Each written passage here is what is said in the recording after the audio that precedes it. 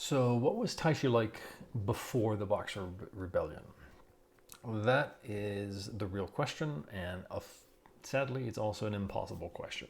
There's really no way for us to know, but we do have hints. So we can start. We can start having an idea of what to look for. Is really what we can have. We can start kind of piecemealing together some of the ideas that would have been present in the original form of Tai Chi. But in order to do that, in order to kind of reconstruct Tai Chi, the original Tai Chi, well, we have to go back a bit and see where Tai Chi comes from, what the cultural context, right, to see what it really, what might be some of its roots. And that's a little difficult because the situation essentially, so now we're talking about the 1830s, 1840s, right, when Yang Nuchen was developing his Tai Chi. So, what was happening then? And in a way, it's the wrong question. Because in order to really find the roots of Tai Chi, we have to first see where Tai Chi is as it grows physically. So, not just in time, but also where it is. Because there's a split in Chinese culture where even the expression of Taoism itself is different depending on whether you're in the villages or you're in the urban centers, right? Because Taoism is not one thing, right? There's the philosophy of Taoism. You have Taoism as a alchemical practice, right? You have Taoism as a spiritual practice. You have Taoism also as a ceremonial practice. So different people were doing slightly different types of Taoism depending on where they were. And usually what happened is that the rich and educated were doing alchemical Taoism, which means they're literally doing alchemy in the sense that they were mixing potions and all that kind of stuff.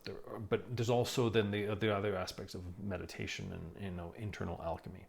But especially up until the 12th century, alchemical Taoism was literally alchemy in the sense that they were mixing potions. They were trying to make the pills, essentially the golden pill that would transform your body or turn stones into gold and all that kind of stuff. So there was this element, and that's why actually China was so far ahead of everything else, of all the other countries in the West, because they had this tradition of kind of scientific inquiry through this kind of alchemical Taoism.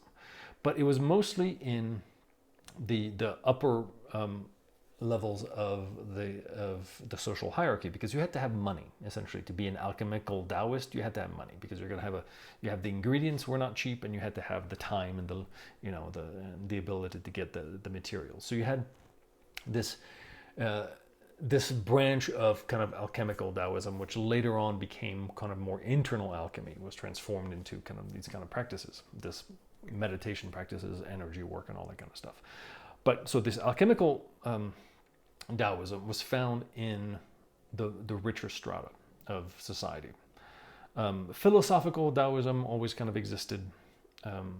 It kind of goes through all of that, right? You find it within the educated elites, but also you find the same teachings within ceremonial Taoism. So if you went to a city, you would find some ceremonial Taoism. You'd have shrines and all that kind of stuff. But those tended to be related to ceremonial Taoism that is tied to the rural performance of Taoism. Ceremonial Taoism in the sense of the practice of Taoism as an organized religion. And that's where it gets really interesting. Because essentially, this split between the urban and rural areas is also the split between the empire and what it controls and what it doesn't control. Because essentially, if you were living in a city, especially some of the major cities, you had often an interaction with an imperial representative, right? So when you pay your taxes, all that kind of stuff. There would be representative, the judges and all that were representative of the imperial power. So if you lived in a city, you dealt with the empire. If you lived in the countryside, you dealt with that empire about once a year when you paid your taxes, and the rest of the time you were essentially left alone. So there's a real split there, right? There's an enormous cultural split.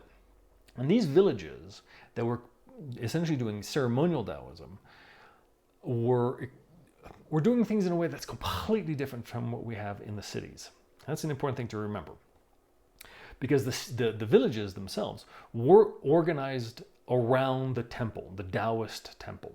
Because the villages themselves built the temple. They ran the temple. They ran the ceremonies that took place in the temple. They shared in the sacred duties of the temple. But the temple also became essentially the location where everything happened within the village. So it's both a sacred place in the sense that that's where the ceremonies were, but it's also a shared space. So that's where everybody got together when there was a debate of what to do. It's where you had plays. It's where you had, the meeting of all the old people getting together to decide what to do. That's where it would happen. It also is where the self-defense units of the village would come and train. So all the young men would be trained in martial arts.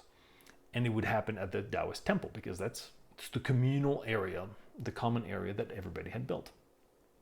So you have these practices. Theater was very important because you have theater both as entertainment but also as an extension of the ceremonial practices. You had the martial arts because you needed the martial arts because you needed all the young men to be trained to defend the village when there were, brigands and all sorts of, ne'er-do-wells would come in and try to rob people. You needed essentially just the police force, but it was literally the village itself organizing and creating its own militia, right? And then not only that, but then you had all these different villages were connected to each other because they would be shared either festivals, temple practices, where in order to do a particular festival, you can have a dozen villages come together and, every year, every 10 years or 12 years, 60 years, depending on the ritual and, the stars and all that. These villages would come together. And sometimes it's 2 villages, it can be 10, but you have all these interaction of villages. And the thing to remember, which is pretty amazing, is that these are democracies, essentially. They're self-governing autonomous entities centered around the Taoist temple that was built communally by the commune of the villages. And there was no priestly hierarchy in the sense that there was nobody who would be appointed pope, for example. There was no Taoist pope. The priests and priestesses in the temple were the local villagers, usually a married couple. And it was a duty. You didn't get special treatment or anything like that because you were the local Taoist priest. It was a responsibility. And that's where a lot of the Chinese martial arts came from, is from these ideas of these villages coming together as a community and teaching their young men how to fight. And so there would be all of these interactions. You would have interaction with the neighbors, the neighboring villages, but you'd also have these traveling bands of performers, you'd have merchants, you have all these people coming through. And so it's this great mixing of theater, Taoist ritual, and martial arts that is constantly happening and evolving, right? So in something like this, nothing is going to be fixed.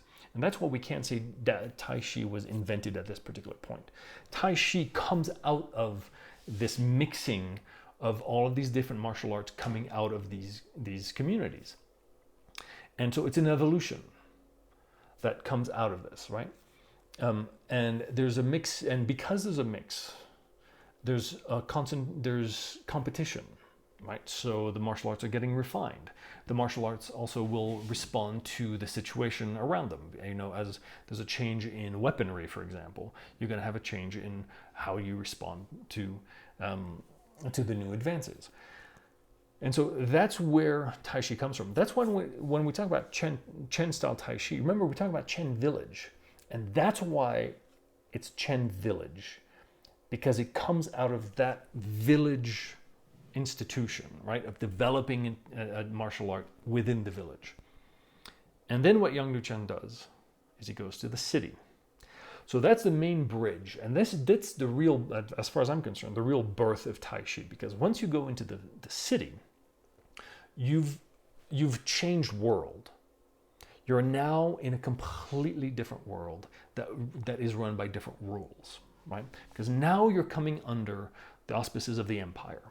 Now you have all the princes and the functionaries of the empire are watching you. That's exactly what happened.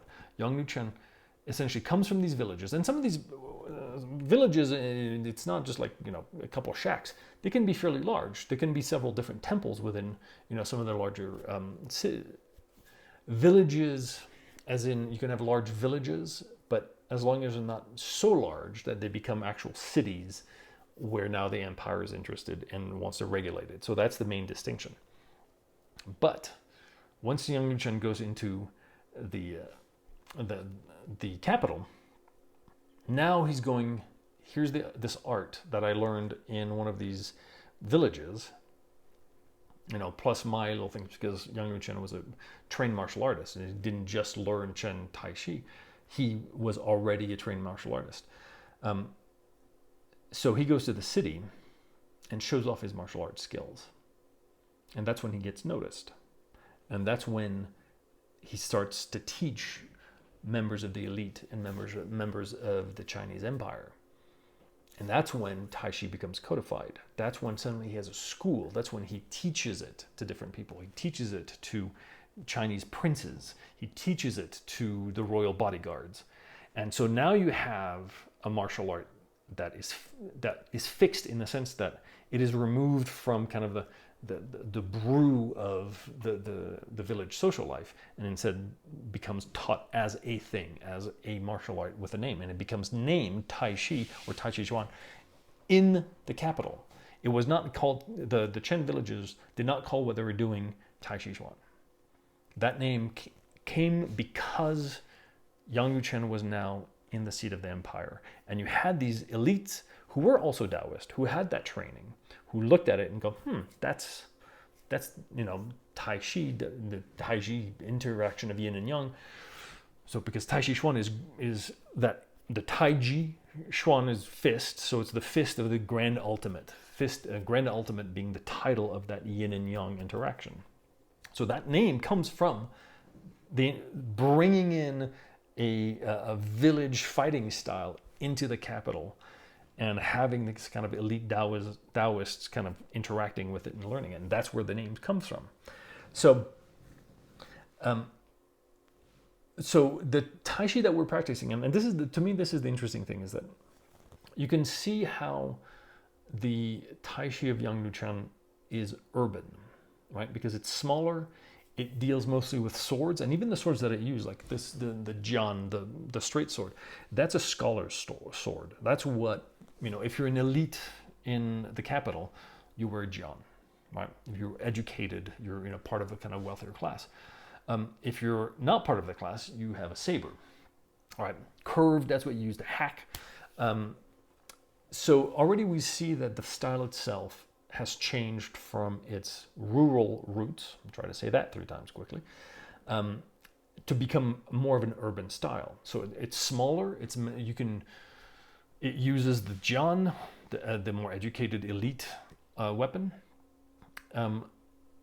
There's a lot fewer staffed weapon, like in the Chen style, you have these big giant weapons that would make sense if you're in a field, if you're in a village and you have raiders coming at you in horses, you're going to have pole arms, which you don't find in Yang style Tai Chi. So you can see how the Tai Chi the Yang style of Tai Chi has now evolved towards an urban practice. So that's one thing to remember. And that to me is one of the strengths actually of the Yang style, especially the Hin tradition of the Yang style, is that it is an urban, modern, in that sense, martial art. Whereas Chen style tends to be broader, bigger, because it comes from, the fields of China as opposed to the streets of China. So that's one thing to remember. But Tai Chi is still Tai Chi. The roots of it and the performance of it is still based on what they were doing in the villages of China. And so what do we find there? We find a martial art, or martial arts in general, or at least the village martial arts, are fully integrated with theater. And that's an important thing to remember. Because theater is not just performances to entertain people. Theater within the Taoist ceremonial practice is a way of integrating the gods within the community. It's a way that you bring down, I mean, they have marionette shows that are where you're literally calling the gods into the marionettes and then you do the show. So the gods are physically present there. And same thing with theater. Some of the theatrical performances are there specifically to actually have one of the, usually children actually, who are performing to literally be possessed by one of the gods. So we're not talking about theater as in like, oh, this is funny, we're going to do a little play. We're talking about serious ritual. And the martial artists are part of it.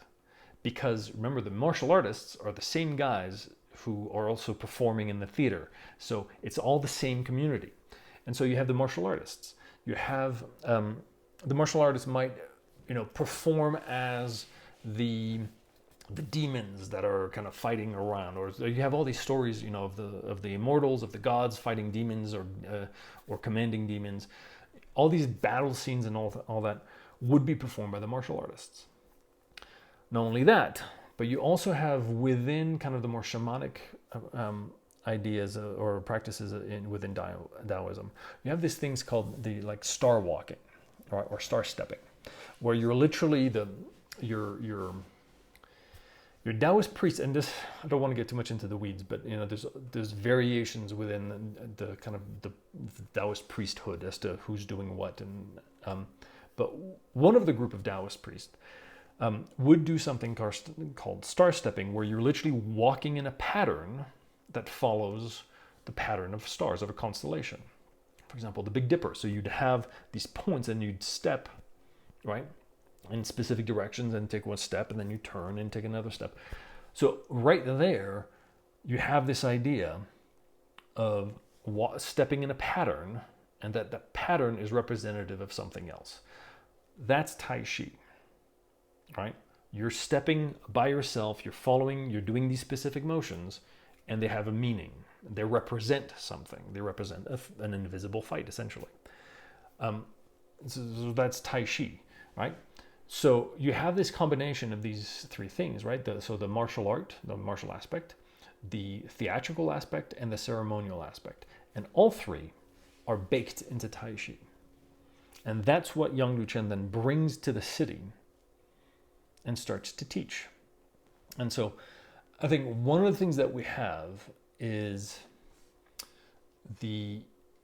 it's not a pure Taoist art because it is now urban. So some of the ceremonial aspects have been removed. Some of the theatrical aspects have been removed. But there's these echoes of all three in all Tai Chi practice. And that gives us actually a hint as to the mindset that we should have when we're doing a Tai Chi practice, that it is supposed to be a performance. And I've always been taught that Tai Chi has to be beautiful. One of the requirements to do good Tai Chi is it has to be beautiful. It has to be, it has to look good. One of the reasons is that it's, beauty comes out of our appreciation of grace, of gracefulness. And gracefulness is actually an indication of efficiency. So if you do a beautiful Tai Chi, it's because you're doing an efficient Tai Chi. So there's a practical aspect there. But also, if you remember that Tai Chi is supposed to be a performance, or has these roots in the performance, that's why Tai Chi has to be beautiful, because it has to be a pleasing performance, right? So things like that. But so then there's also within the ritual aspect, Tai Chi has to mean something, or has to echo something. So you have certain moves that might not be very clear in terms of the applications, but they're there because they either remind you or they mimic a specific religious event or religious idea. So you have all these things like, central equilibrium as a concept, which is often hard to understand if you're thinking, central equilibrium is just the vertical line. But yes and no. But central equilibrium is also the line that connects heaven and earth, right? And the thing that is in between heaven and earth is mankind. So central equilibrium is a callback to this idea that we are the connection between heaven and earth, things like that. There's all sorts of little details like that where you start looking into it and you go, okay, yeah, that's actually a ritual practice. It's not a martial art aspect. It's a ritual practice that we're doing.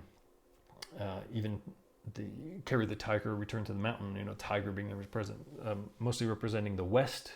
Well, the west and the mountain in the west is where the queen of the west resides, and that's where all the Taoist immortals go. Is the mountain in the west. So carry the tiger, return to the mountain. Which mountain are we returning to? Well, we're returning to the western mountain. So things like that, where suddenly there's echoes of this kind of ceremonial Taoism that's there. So that's what we need to look for.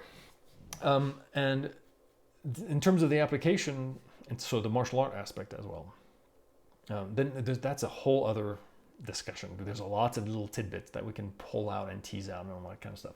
But the important part for me is that we have to remember that, so Tai Chi, so apart from all the other stuff, the history of the communist revolution and kind of the Boxer Rebellion, which is the two filters that Tai Chi has gone through, there's also this added jump from the rural practice of Tai Chi as it jumps to an urban center.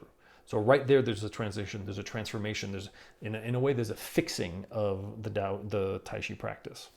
Whereas before, when it was still in the villages, it would evolve, it would change with different interactions. And it becomes a thing as opposed to simply, this is the martial art that we do in this particular village, right? This Chen village martial art, or whatever other village, that's what you do. So Tai Chi becomes Tai Chi when it goes from the village to the city. But at the same time, we also have to remember that even though there's that jump to the city, it doesn't mean that it left everything behind. There is still this baggage that it has, which is quite wonderful, right? Which is something that can really illuminate the Tai Chi practice and give it more depth, but also more understanding. Because if you remember that, it is supposed to be a practice of a religious ritual and a theatrical performance that gives you a lot of leeway in a way in your own practice, because now you can go, do it as a theatrical performance. Find out what resonates within you as a religious performance or a religious practice. I think like that. So that's where we need to start digging to find really the roots of Tai Chi. It's in that fertile soil that we can really revitalize Tai Chi and come at it with the correct mindset. Right, because it has to be these three things. It has to be, in order, as far as I'm concerned, to be the real correct Tai Chi, it has to have those three things. It has to be a martial art that works, right? Tested and works, not just, right? Because it's life or death as far as these villages are concerned. So it has to be a martial art that works. There's an element of theatricality, an element of performance, right? And an element of ceremony, spiritual practice. It has to have all these three things in order to really be Tai Chi. So that's really where we need to start looking, and I think that's pretty exciting. So there.